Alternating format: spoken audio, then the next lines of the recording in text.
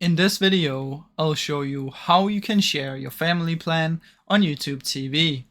Now, there are some things you need to remember when you want to do this, and that is that first of all, everyone needs to have the same address on the family plan. So on their account, you all need to have the same address.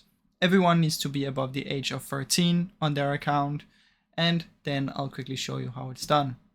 So if you're the family manager, you have to send the invite to your family. So sign into your account, go to your account, your profile, go to settings and family sharing. In there, go to manage and just type the email or phone number of the person. Click send and then they will get it.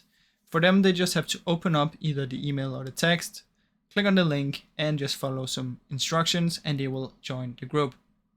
Now, like I said earlier, you must be 13 years older and it needs to be a Google account. All family members need to have the same address inside as the family manager. And also you can only have one family group and you can only change it once a year. So that is basically how that works, guys. Now I really hope you enjoyed this short video. If you did, please leave a like and subscribe as it helps me out a ton. Thank you so much for watching.